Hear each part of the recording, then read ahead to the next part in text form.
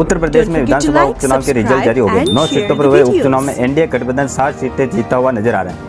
वही Samajwadi party match 2 सीटों पर सिमट गई। जब उत्तर प्रदेश 2022 के विधानसभा चुनाव हुए थे तो इन 9 में से 4 सीटें समाजवादी पार्टी को मिली थी। वहीं भाजपा को 3, रालोदे को 1 और निषाद पार्टी के 1 सीट पर ही जीतकर विधानसभा पहुंची थी। वहीं अब इन सीटों पर 7 सीटों पर आगे बढ़ते हुए एनडीए उम्मीदवारों ने जीत दर्ज कर ली। इस जीत ने भाजपा नेतृत्व को खुशी मनाने का एक मौका दे दिया है, तो वही अखिलेश यादव और समाजवादी पार्टी की टेंशन बढ़ा दी है।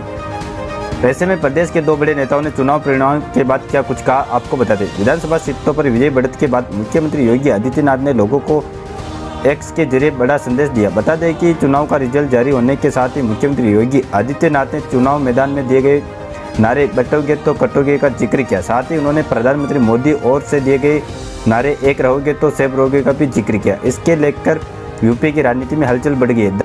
लोकसभा चुनाव 2024 के बाद भारतीय जनता पार्टी लगातार सवालों की घेरे में थी। भाजपा गठबंधन मैच 36 सीटों पर जीत दर्ज कर पाई थी। वही समाजवादी पार्टी ने 37 और कांग्रेस ने 6 सीटों पर जीत दर्ज की थी।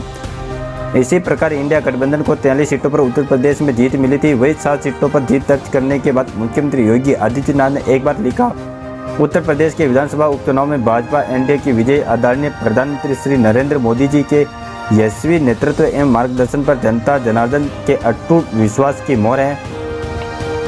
यह जीत डबल इंजन सरकार की सुरक्षा, सुशासन एवं जन कल्याण की नीतियां तथा समर्पित कार्यकर्ताओं के अथक परिश्रम का फल। उत्तर प्रदेश की सुशासन और विकास को अपना मत देने वाले उत्तर प्रदेश के सम्मानित मतदाताओं का आभार एवं सभी विजय प्रत्याशियों को हार्दिक बधाई।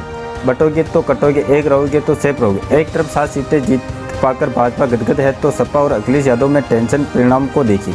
अखिलेश यादव की भी पहली प्रतिक्रिया आई। अखिलेश यादव ने एक्स का सहारा लेते हुए लिखा, इलेक्शन को करेक्शन का पर्याय बनाने वालों के हत्याकांड तस्वीरों में कैद होकर दुनिया के सामने उजागर हो चुके हैं। दुनिया से लेकर देश और उत्तर प्रदेश ने इस उपचुनाव में चुनावी राजनीति का सबसे विकृत रूप देखा है। असत्य का समय हो सकता लेकिन युग नहीं, अब तो असली संघर्ष शुरू हुआ है। बांधो मुट्ठी, तानो मुट्ठी और पीडीए का करो उदोस, जुड़ेंगे तो जीतेंगे। बता दें कि यूपी की 9 विधानसभा सीटों में से 8 विधानसभा के सांसद बनने के बाद खाली हुई, तो वहीं एक सीट सीसा महू इरफान सोलंकी को सजा मिलने के बाद खाली हुई। ऐसे में बुधवार को हुए मतदान के बाद 9 में से 7 सीटों पर बीजेपी को जीत मिली, तो सपा को सिर्फ 2 सीटों पर ही संतोष करना पड़ा। फिलहाल के लिए इतना ही। बाकी अपडेट्स के लिए जुड़े रहे KSR News 24 के साथ।